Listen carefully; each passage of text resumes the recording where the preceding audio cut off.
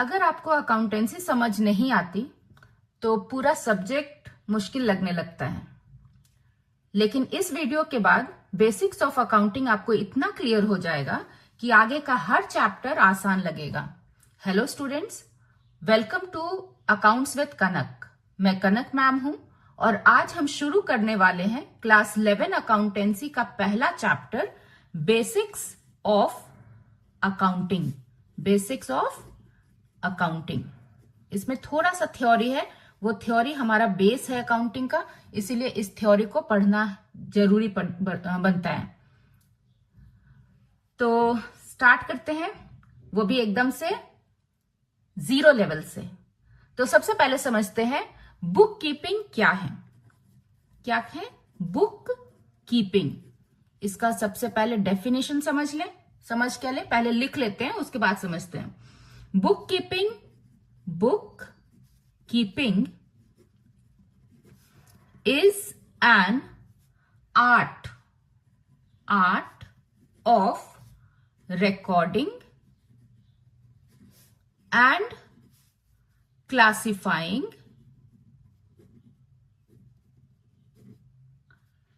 transactions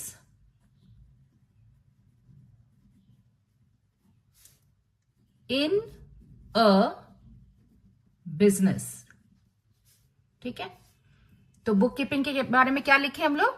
book keeping क्या है? तो book keeping is an art of recording and classifying transactions in a business. मतलब कि जो भी ट्रांजैक्शंस बिजनेस में होता है उसको जब हम सिस्टमैटिकली रिकॉर्ड करते हैं, सिस्टमैटिकली मतलब कि भाई ये डेट वाइज क्रोनोलॉजिकल फॉर्म में, ठीक है, तो सिस्टमैटिकली रिकॉर्ड करते हैं और एक जैसे ट्रांजैक्शंस को, ठीक है, एक जैसे ट्रांजैक्शंस को क्लासिफाई करते हैं। एक जैसा ट्रांजैक्शंस मतलब क्या हुआ? जैसे मान लो कि चेयर खरीदे, टेबल खरीदे, सोफा खरीदे, तो ये सब फर्नीचर है, ठीक है, तो फर्नीचर बोल के ये सब एक जैसा ट्रांजैक्शन हो गया है ना। तो एक जैसा ट्रांजैक्शन को एक जगह लिख दिए तो उसको कह दे क्या कि क्लासिफाई कर दिए हम लोग, तो उसी को क्या कहते हैं? Book keeping. समझ में आया? अब इसके बाद एक और टर्म है, क्या है? अकाउंटिंग। अकाउंटिंग, ठीक है, अकाउंटिंग क्या है? तो अकाउंटिंग भी एक आर्ट है। तो बोलता है क्या? Accounting is an art of summarising, analysing, interpreting and communicating, ठीक है, the information to interested parties. ठीक है, अब इसमें क्या बोला कि अकाउंटिंग क्या है? तो अकाउंटिंग क्या है? आर्ट है। Accounting is an art. क्या चीज का आर्ट भाई?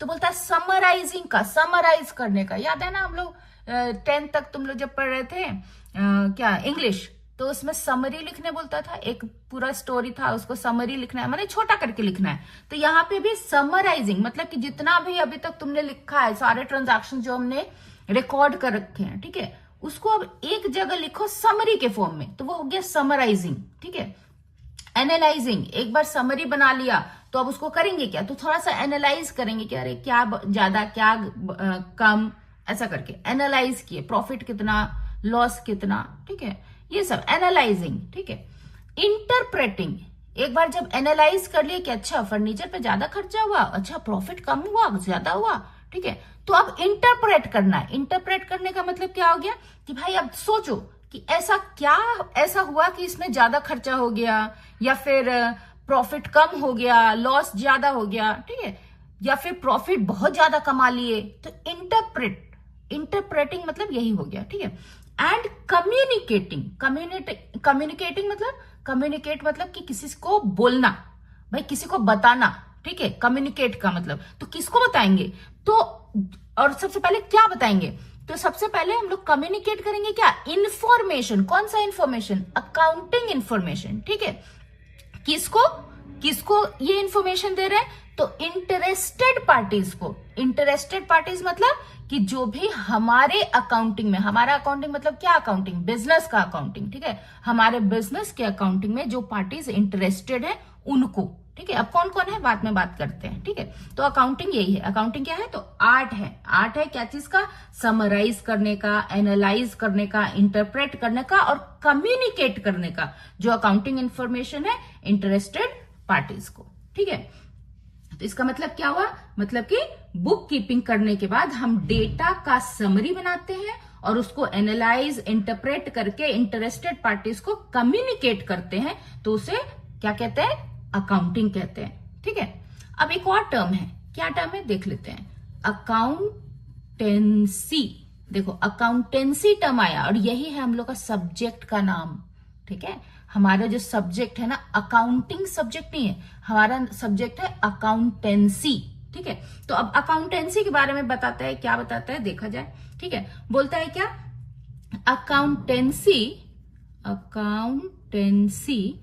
Is a systematic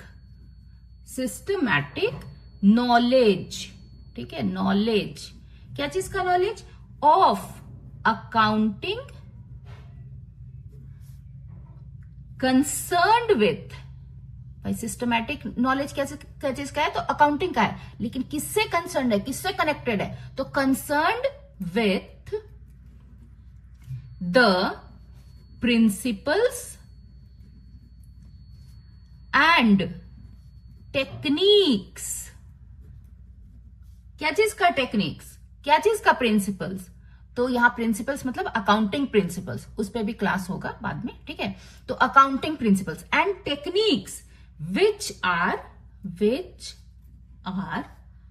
applied in accounting, ठीक है। तो अकाउंटेंसी क्या बोला, अकाउंटेंसी बोला कि ये सिस्टमैटिक नॉलेज है। सिस्टमैटिक नॉलेज मतलब कि एक बार, जैसे अभी क्लास 11 में आए हो ना आप लोग, ठीक है, तो क्लास 11 में अभी शुरुआत करें बुक कीपिंग से, फिर अकाउंटिंग से, फिर और आगे बढ़ेंगे, जर्नल सीखेंगे, अकाउंटिंग इक्वेशन सीखेंगे, ट्रायल बैलेंस सीखेंगे, प्रॉफिट लॉस अकाउंट बनाने से, मतलब कि ये सिस्टमैटिकली आपको बताएगा चीजें, है ना। तो सिस्टमैटिक नॉलेज, इसी को क्या है कि सिस्टमैटिक नॉलेज, अकाउंटेंसी क्या है, तो सिस्टमैटिक नॉलेज है, किसका, तो अकाउंटिंग का। और कैसा अकाउंटिंग, तो वैसा अकाउंटिंग जो कि प्रिंसिपल से कंसर्न्ड है। ये नहीं कि कोई भी businessman without having knowledge of accounting, ठीक है, वो अपना बिजनेस रिकॉर्ड तो बनाता है, तो उस अकाउंटिंग के बारे में नहीं बात कर रहे हैं हम लोग, वैसे अकाउंटिंग के बारे में बात कर रहे हैं जिसमें कि अकाउंटिंग प्रिंसिपल्स अप्लाइड है और टेक्निक्स अप्लाइड है, ठीक है। टेक्निक्स अप्लाइड कहां पे है, अकाउंटिंग में, ठीक है। तो जो अकाउंटिंग प्रिंसिपल्स, अकाउंटिंग टेक्निक्स जहां पे अप्लाइड है, उसी का सिस्टमैटिक नॉलेज क्या है, तो अकाउंटेंसी है। मतलब कि अकाउंटिंग करते समय अगर हम अकाउंटिंग प्रिंसिपल्स और अकाउंटिंग टेक्निक्स को अपनाते हैं तो उसे क्या कहते हैं, अकाउंटेंसी कहते हैं, ठीक है। अब एक एग्जाम्पल से समझते हैं, ठीक है, एग्जाम्पल ले लेते हैं, ठीक। एग्जाम्पल में जैसे क्या ले, मान लो, ठीक है, मान लो कि तुम्हारा एक बिजनेस है, ठीक है, और बिजनेस में 5 लाख रुपीज आपने इन्वेस्ट किया है। इन्वेस्ट कितना किया, इन्वेस्ट किया है ₹5 लाख, ठीक है, 5 लाख इन्वेस्ट किया है। और इस पैसे को आप कुछ, भाई ये पैसा इन्वेस्ट करने का मतलब ये थोड़ी कैसे रख लेंगे, ठीक है, ड्रॉअर में रख लो, बैंक में रख लो पूरा पैसा और इन्वेस्ट कर दिया, ऐसे थोड़ी, कुछ ना कुछ काम करेंगे इससे, है ना। तो मान लो कि कुछ खरीदा, ठीक है, क्या खरीदा, तो सपोज खरीदा मैंने परचेज किया, है ना, परचेज किया, क्या परचेज किया, तो सपोज बोले कि गुड्स खरीदा, ठीक है, गुड्स माने सामान जिसको कि हम लोग बेचेंगे, जिसको अगर मैन्युफैक्चर करना होगा कोई सामान तो मैन्युफैक्चर करेंगे, ठीक है, तो गुड्स मतलब वो, तो गुड्स खरीदा, कितने का खरीदा, तो गुड्स खरीदा मान लो 70,000 का, ठीक है। उसके बाद और भी कुछ खरीदा, क्या खरीदे, तो चलो मशीन खरीद लेते हैं, ठीक है, मशीन खरीदा, कितने का खरीदा, तो मान लो 50,000 का खरीदा, ठीक है। उसके बाद कुछ और खरीद लेते हैं, ठीक है, मान लो अब बैठेंगे भी तो चेयर खरीद लेते हैं, ठीक है, कुछ चेयर खरीदा, कितने का खरीदा, तो मान लो 5,000 रुपए का खरीदा, ठीक है। टेबल भी खरीद लो, भाई चेयर है तो टेबल भी चाहिए। टेबल कितने का खरीदा, तो मान लो कि 2000 रुपए का खरीदा, ठीक है। और फिर सोफा भी खरीद लो एक, कोई अच्छा भाई हाई फाई आदमी आ गया तो सोफा पे बैठाएंगे, है ना। तो सोफा भी खरीदा, लेकिन उतना बजट नहीं है तो 15,000 का सोफा खरीदा सेकेंड हैंड, ठीक है, ठीक है। तो ये सारे सामान हम लोगों ने खरीद लिए और कुछ पैसा बच भी गया होगा, तो बाकी का जितना पैसा है, ठीक है, जो भी रह गया पैसा, रिमेनिंग अमाउंट,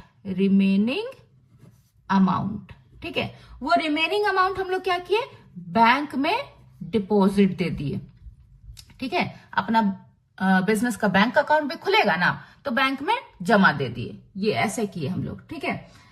अब ये सब बात को रिकॉर्ड करना है, क्योंकि ये सारा भाई बिजनेस में किया है, ये सारा ट्रांजैक्शन, तो इसको रिकॉर्ड करेंगे, ठीक है। रिकॉर्ड करेंगे तो क्लासिफाई भी करेंगे, और जब रिकॉर्ड और क्लासिफाई करेंगे तो क्या करेंगे, बुक कीपिंग करेंगे। इसका मतलब हमने क्या किया, बुक कीपिंग किया, ठीक है। तो जैसे कि अब यहाँ पे हम लोग टोटल फर्नीचर गिन लो, ठीक है। टोटल फर्नीचर हम लोग क्या क्या खरीदे, तो भाई देखो मशीन फर्नीचर में नहीं आता, ठीक है, वो उसका अलग कैटेगरी है। फर्नीचर में क्या आएगा, चेयर आएगा, टेबल आएगा, सोफा आएगा, तो ये 3 चीजें फर्नीचर में आ रही हैं। तो कितने का फर्नीचर हो गया भाई, 5,000 प्लस 2,000 प्लस 15,000 हो गया कितने का, तो 22,000 का, है ना। 5,000 प्लस 2,000 7,000, 7,000 प्लस ये वाला 5,000 कितना हो गया, 12,000 प्लस ये 10,000 हो गया 22,000, ठीक है। तो ऐसे करके थोड़ा कैलकुलेशन भी डेवलप करना है ना।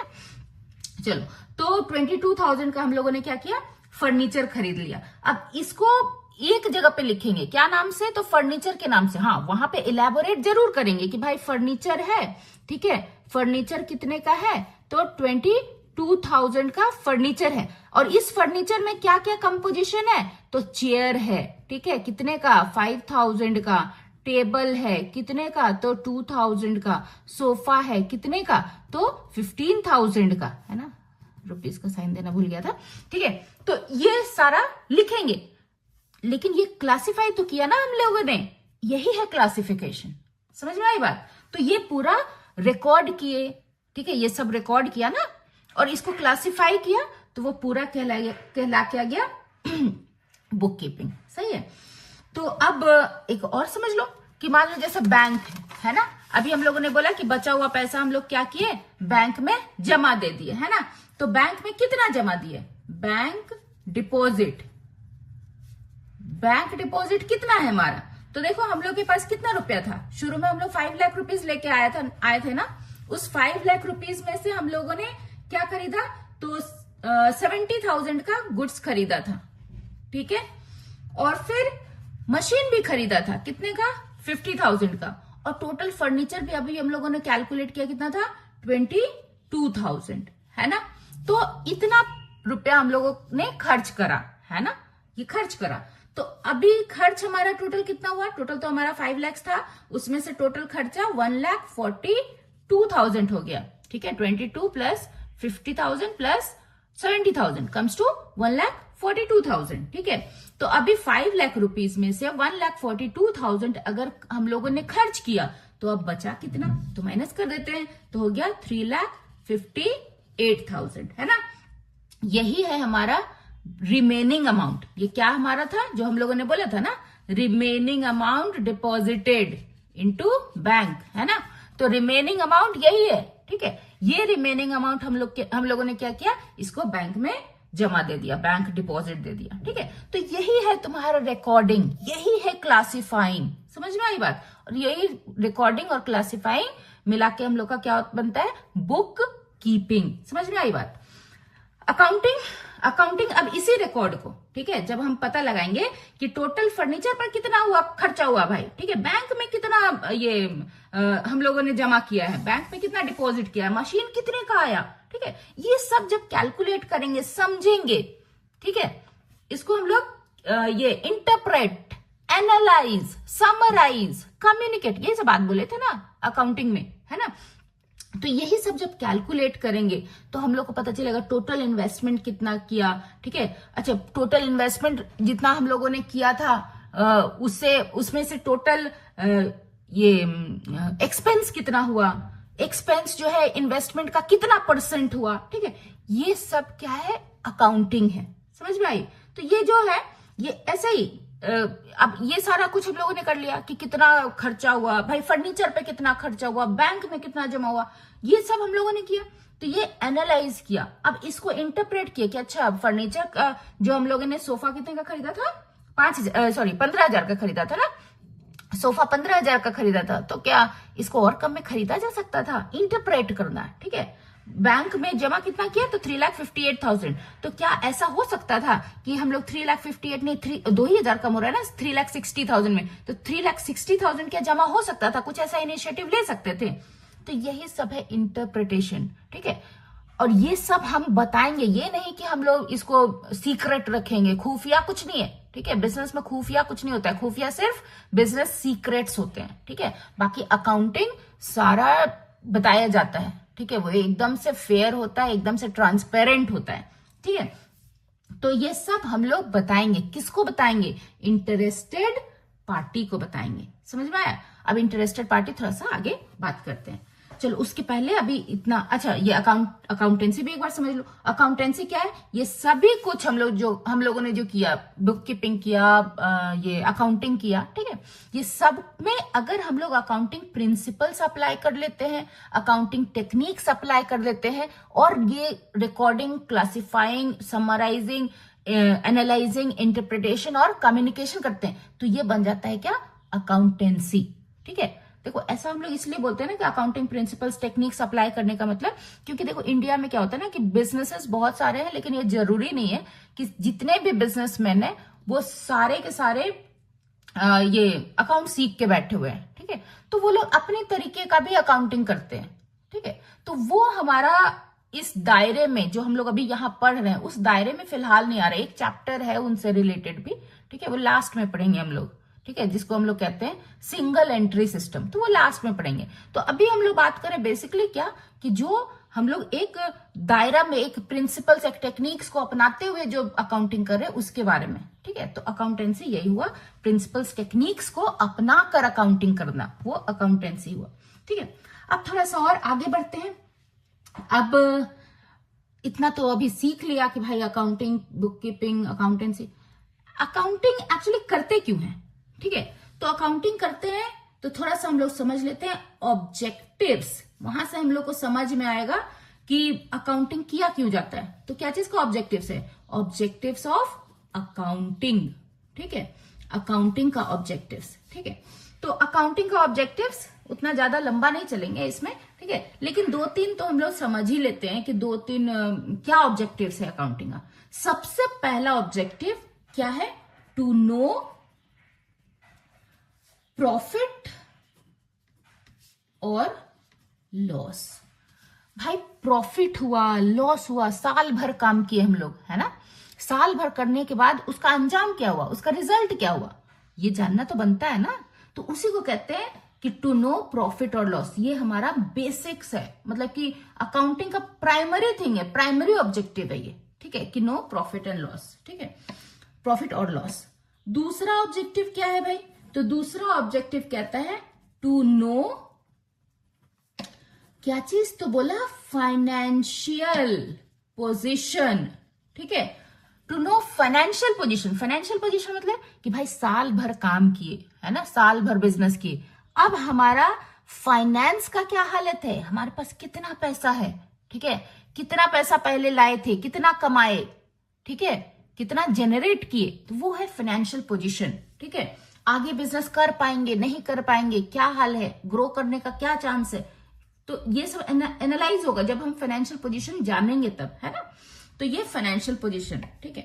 थर्ड एक और समझ लेते हैं, फॉर डिसीजन मेकिंग, है ना, for decision making. Decision making मतलब कि भाई अभी अकाउंटिंग हम लोगों ने करा, है ना, तो अकाउंटिंग को यूज कौन करेगा? तो हम लोग बात किए थे इंटरेस्टेड पार्टीज यूज करेगा, है ना। इंटरेस्टेड पार्टी में मैनेजमेंट भी आता है, ठीक है। तो मैनेजमेंट इस अकाउंटिंग का करेगा क्या? मैनेजमेंट इस अकाउंटिंग का करेगा कि आगे चल के बिजनेस के लिए वो जो भी डिसीजंस लेगा, है ना, बेस्ड अपॉन यही अकाउंटिंग लेगा। तो इसीलिए कहते हैं कि अकाउंटिंग का ऑब्जेक्टिव फॉर डिसीजन मेकिंग भी है ना। तो ये 3 फिलहाल ऑब्जेक्टिव समझते हैं, ठीक है, ये काफी है। और अभी अब और क्या समझा जाए, समझो अगर आपको पता ही नहीं है कि प्रॉफिट हो रहा है या लॉस हो रहा है तो बिजनेस कैसे चलाओगे, है ना। तो बिजनेस चलाना के लिए भी तो ये सारे ऑब्जेक्टिव्स, प्रॉफिट लॉस का पता होना बड़ा जरूरी है ना। अभी अब आ जाते हैं जो अभी तक इंटरेस्टेड पार्टीज बात कर रहे थे कि इंटरेस्टेड पार्टीज कौन होता है, उसके बारे में बात करते हैं। तो एक बात समझ लो कि देखो, अकाउंटिंग का इंटरेस्टेड पार्टी ना सिर्फ ओनर नहीं होता है, मतलब कि सिर्फ ओनर के लिए नहीं होता है अकाउंटिंग, और भी लोग होते हैं जो इसको यूज करते हैं, अकाउंटिंग को यूज करते हैं। तो वही इंटरेस्टेड पार्टीज को हम लोग ये हेडिंग देंगे क्या, users, users of accounting information. क्या है, यूजर्स है, लूजर्स नहीं है, समझे क्या, यूजर्स है ना, यूजर्स। तो भाई यूजर्स 2 पार्ट में बटे हुए हैं, है ना। एक को बोला क्या, इंटरनल यूजर्स, इंटरनल यूजर्स, है ना। एक को क्या बोला, इंटरनल यूजर्स, और दूसरे को बोला एक्सटर्नल। इंटरनल बोला तो दूसरा एक्सटर्नल ही होना है ना, एक्सटर्नल यूजर्स, है ना। तो एक को बोला इंटरनल यूजर्स, एक को बोला एक्सटर्नल यूजर्स। इंटरनल यूजर में कौन आते हैं, तो देख इंटरनल यूजर में ना 2 ही आएंगे, कौन है, तो एक ओनर, ठीक है, और दूसरा मैनेजमेंट, ठीक है, बाकी सारे एक्सटर्नल यूजर्स हैं। तो कौन कौन से हो सकते हैं एक्सटर्नल यूजर्स, वो थोड़ा समझ लिया जाए। देखो, एक होता है एम्प्लॉई, भाई वो तो रहेगा चौकन्ना कि भाई कहीं हमारा कंपनी डूबने तो नहीं वाला, अगर डूबने वाला तो चल निकल ले पहले ही, यहां से सारे पैसे निकाल लेते हैं अपने, है ना। तो ये एक्सटर्नल यूजर्स में एक एम्प्लॉय हुआ, ठीक है। दूसरा कौन हुआ भाई, दूसरा हुआ क्रेडिटर्स, क्रेडिटर्स। क्रेडिटर्स कौन है, क्रेडिटर्स वो बंदे हैं जो कि हम लोगों को, हम लोग माने बिजनेस को, ठीक है, हमारे बिजनेस को उधार में दे रखे हैं, चाहे तो वो पैसे उधार में दे रखे हो, चाहे तो हम लोगों को कोई सामान उधार में वो बेच रखा हो, ठीक है। तो वो क्रेडिटर भी एकदम चौकन्ना रहेगा हमारे अकाउंटिंग को लेके, है ना। वो देखेगा कहीं भाई ये लोग लॉस तो नहीं कमा रहा, कहीं ऐसा तो नहीं कि बिजनेस ठप होने का पोजीशन में आ गया, तो ये चौकन्ना रहेगा, ये देखेगा हमारा अकाउंटिंग, है ना, ताकि ये अपना पैसा वसूल सके, है ना। तो क्रेडिटर्स हो गया। और कौन हो गया, तो और होता है तुम्हारा टैक्स अथॉरिटीज, टैक्स अथॉरिटीज, है ना, tax authorities, tax authorities. Tax authorities वो देखेगा कि भाई ये लोग जीएसटी पे किया कि नहीं किया, सही वाला जीएसटी पे किया कि भाई उनमें उल्लू बना रहे, है ना। और कौन होगा, गवर्नमेंट। गवर्नमेंट भी देखते रहेगा हमारे बिजनेस को कि भाई ये सही बिजनेस कर रहा है कि नहीं कर रहा, ठीक है, कहीं कोई घपला तो नहीं कर रहा, है ना। फिर और कौन करेगा, एक पब्लिक होता है, वो भी देखता है। देखो कोई पब्लिक चौकन्ने भी होते हैं, वो देखना भी, वो कुछ करेंगे कुछ नहीं, लेकिन वो जानना चाहेंगे कि भाई बिजनेस जो कर रहा है ये, ठीक है, कैसा कर रहा है, जरा देखा जाए, है ना। तो वो अपने जनरल नॉलेज के लिए वो भी वो देखते हैं, ठीक है।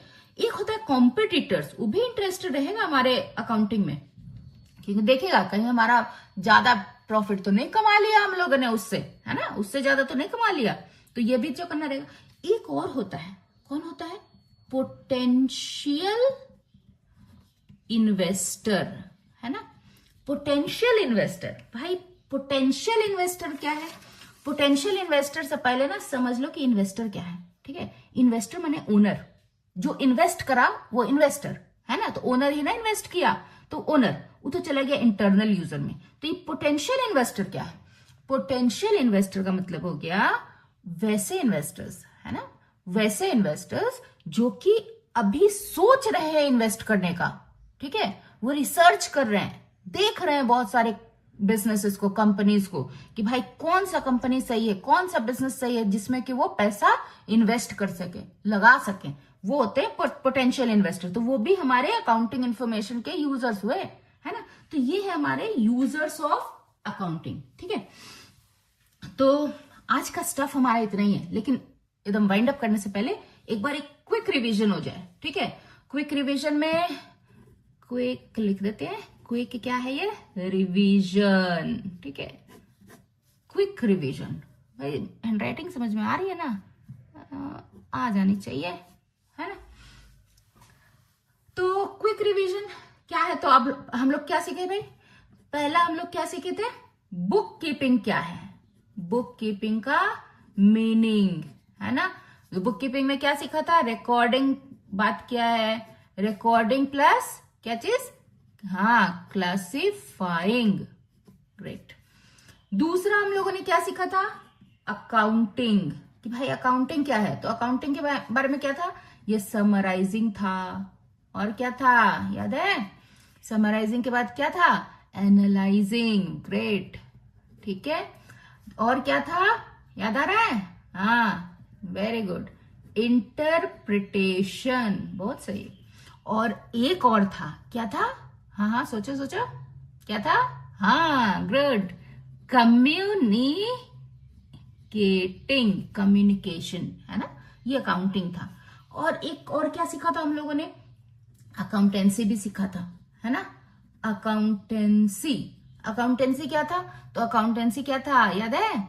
बुक कीपिंग, है ना? Book keeping plus accounting. इसमें प्लस क्या चीज? तो अकाउंटिंग प्रिंसिपल्स। और एक और क्या प्लस था? ध्यान में आ रहा है? Accounting techniques. गुड। ठीक है, ये था। सही है। और क्या सीखा था हम लोगों ने? सीखा था ऑब्जेक्टिव्स, है ना?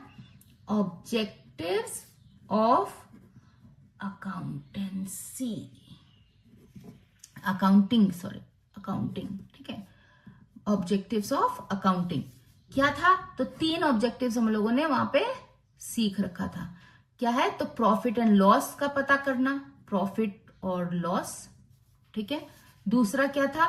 फाइनेंशियल पोजीशन का पता करना। ठीक है, और तीसरा क्या था? डिसीजन मेकिंग में हेल्प करना, है ना? डिसीजन मेकिंग में हेल्प करना। और कुछ सीखा? हाँ, एक और चीज सीखा। क्या सीखा? तो यूजर्स ऑफ अकाउंटिंग कौन है? तो बताया गया कि 2 यूजर्स हैं। एक हुआ इंटरनल यूजर्स, है ना? Internal users. और एक हुआ क्या? External users. इंटरनल यूजर में कौन आते थे? ओनर और मैनेजमेंट, है ना? यही 2 आता था। और एक्सटर्नल यूजर में कौन? तो आता था कौन? तो बोला एम्प्लॉई आ गया, है ना? फिर क्रेडिटर्स आ गए। ठीक है, टैक्स अथॉरिटीज आ गए। ठीक है, गवर्नमेंट आ गया। और कौन? तो कॉम्पिटिटर आ गया, है ना? पब्लिक आ गया, है ना? पोटेंशियल इन्वेस्टर आ गया। बढ़िया, ये सब थे ना? तो ये सारे कौन थे? एक्सटर्नल यूजर्स थे। सही है। तो आज के लिए इतना ही। अगर आपको ये वीडियो समझ आया, कमेंट में यस जरूर लिखना। और अगर कोई डाउट हो, ठीक है, वो भी पूछ सकते हो, कमेंट में लिखना। मैं उसका आंसर अगले वीडियो में या फिर एक अलग डाउट क्लास लेके उसको हम लोग सॉल्व करेंगे। ठीक है, नेक्स्ट वीडियो में हम क्या पढ़ेंगे? नेक्स्ट वीडियो में हम पढ़ेंगे बेसिक अकाउंटिंग टर्म्स। देखो, बेसिक अकाउंटिंग टर्म्स एक बहुत ही बैकबोन है पूरे सब्जेक्ट का, क्योंकि उसमें सारे टर्म्स हम लोग डिस्कस करेंगे। तो मिस मत करना, डोंट मिस इट। बाय।